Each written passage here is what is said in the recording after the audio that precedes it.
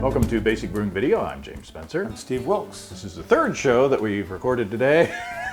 We're going for a record. We're going for a record. Where's Jerry Lewis? Hello! Hello! Hey, lady! Let's talk mead. I thought you were going to take the Schlossen cutoff. I did take the Schlossen cut off. Now we're going to do it live. All right. So, Anyway. we were recently at HomebrewCon, Yes, we were. and we learned about a new yeast Hybrid. called Capri. I22 Capri. I-22. Take the I-22 to the Schlossen cutoff. Schlossen cutoff. And From Imperial Organic Yeast. that's right. And you brewed a beer with it, I did. which was delicious. Yes. I made a mead with it. Yeah, I can't wait. So we're going to see how it is, and I'll tell you all about it. Let me just do the honors here, since it's my mead. And it's beautiful. There's no schmutz in the bottom of There's the... no schmutz. He's a schmutzless brewer. It's schmutzless. Or mead maker, mazer, whatever you want to call it. Boy. So I have a question, and this is a serious question, because I don't know the answer. Uh-oh. Do you brew a mead? Depends on who you talk to. Maize a mead? Depends on who you talk to. Ricky the mead maker says he brews mead. That's where I There's got the question. another professional mead maker that I talked to, and I can't remember who it is. I'm sorry, but they are very adamant that mead is not brewed. So it depends on who you talk to. I tend to agree with the not brewed. The process is so different. Right. It's much more like making grape wine, but you're not venting. You're not. Right. So mead's its own thing. Right. Right. Okay. I'm going to fix your microphone here real quick. Okay. Okay. Makeup. All right. There we go. Makeup. So I'm calling this Isle of Capri. Oh, nice. Isle of Capri mead. The recipe is very simple. It's a 3-gallon batch of mead. I did it with 6 pounds of Arkansas honey, not esoteric Arkansas honey. So definitely a good quality honey, definitely from Arkansas, but from apiaries all over the state, I'm sure. So, but a good wildflower honey. Right. But just not. It's not Walmart honey, No. not Subi, not that. Walmart being an Arkansas company. Yeah, exactly. That's why we can make fun of them with love. And I used so 6 pounds of honey into a 3-gallon volume Okay. and enough water to make 3 gallons. No boil ever when I make mead. Right. I mixed all that up, got it into the fermenter. I used just a standard carboy kind of fermenter, a plastic one, but just a standard carboy. And on day 2 of fermentation, so I mixed it all up, pitched the yeast, sealed it up, put the airlock on it. All So that sort you of stuff. pitched an entire packet of the Entire Capri. packet. Yes, I did. No starter. No starter. No. 200 billion cells. 3.14 ounces, or was it 555 mils? I forget. At any rate, on this 2 days later, I added some diammonium phosphate. Oh, okay. So I did do a nutrient pitch. It's all I had handy. I would have preferred to have used a more complex nutrient. I just didn't have any, and I went, oh well, what the heck. So I used DAP. I did 2 teaspoons of DAP on day 2. Gave it a good stir, sealed it up, left it alone. Never touched it again. Huh. I'm kind of I know I go against the grain. I know I'll get dinged for this. You're not a stepper. I'm not a stepper. I'm a one-time hit it and leave the stuff alone. That's what I heard. That's what they all said. I do that because I just have the mindset that the less I fool with it, the better off it is. Every time I open it up and I stick something in there, there's a chance for an STD. This is going to be a PG. Well, We're going to get an R rating. no, there's nothing R about that. I'm talking about fuel additives. Oh, STP. STP. Sorry. Anyway, I added 2 teaspoons of DAP on day 2. I need a drink. Let's drink some, then we'll finish. Okay. Oh, it's so beautiful. Crystal clear.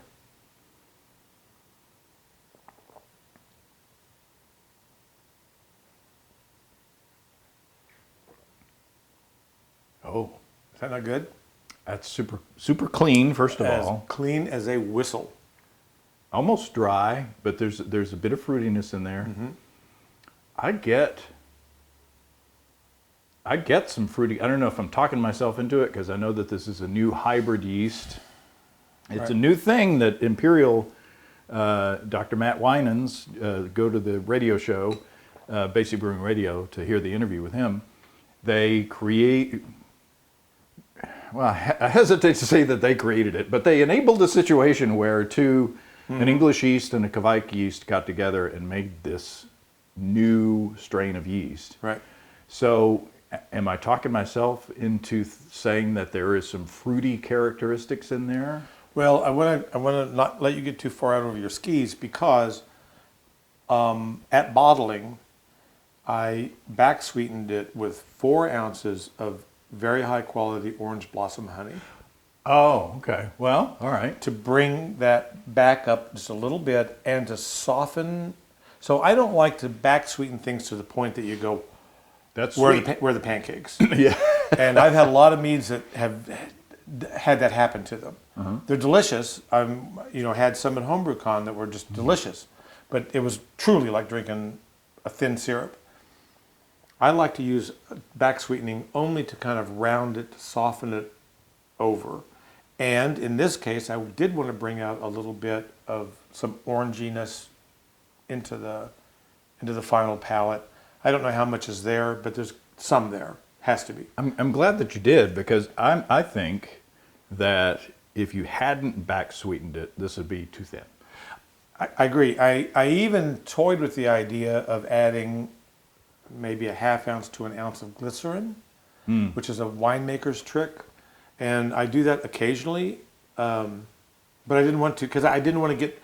I am still trying to see at some point what the Capri brought to the party. Right. Not sure that I can tell because it's clean.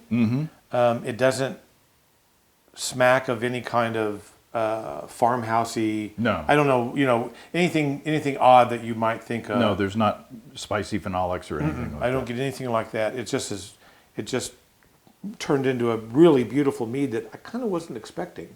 It's really good. And so you stabilized it, obviously, before you I did. sweetened it. Yeah, so I racked it to the secondary and I allowed it to clear. I did, at the secondary racking, I treated it with the appropriate amount of K-meta or potassium metabisulfite and potassium sorbate. And so I treated it at that time. And then I allowed it to continue to clear. Oh, and then I also fined it with gelatin at that time. Oh, okay. So, so I did all those things at that racking, left it alone, and this is in my conical fermenter that I have that I like to use as a bottling bucket, essentially. I let that all do its thing and gather all that schmutz into that little cone. That's the word of the day. Schmutz is... Where's the fell. duck? Where's the duck? And then I pulled that schmutz bottle off, and those are actually in my fridge. I pulled 2 little half bottles, 375 ml bottles, with all that stuff in it, and they've got like that much schmutz and that much mead. But that's okay. I'll drink that little bit and throw the rest away. So I got all that out, and then I was able to bottle everything else crystal clear. It's beautiful. And not lose any more product from a bottling bucket that you might have left a fair amount behind. So I'm getting a little bit of lime. wow, Not just orange. Maybe it's because this is the third show of the day. I'm getting a teeny bit of like a lime character. Could I talk you into that? you could talk me into it. You could talk me into citrus more easily, and then Lime is a citrus. I was going to say, and then to So is specifically, orange. So is orange See, I and was the gonna orange say, blossom it's, honey. It's got that. I get orange, but then again, I know what's in it, Right. and dealt with it. But I could be persuaded that it goes to lime a little bit. So what are the stats? Okay, so the original gravity was 1.078, so 1078. The final gravity was 0.998 for a 10.5% Wow. mead. And that's what I was shooting for. I knew it would come in, I assumed it would come in somewhere between 9 and 10. So 10.5 was better than I thought it would be, but Well, there's zero alcohol. I taste. It doesn't- I taste zero alcohol. yeah. There's no heat whatsoever. It's just And- just a nice. If meads can be crushable at this strength, It's pretty drinkable. yeah, you could.